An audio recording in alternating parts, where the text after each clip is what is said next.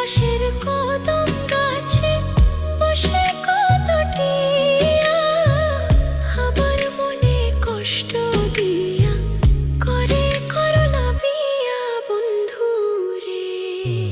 কি অপরাধ পাইয়া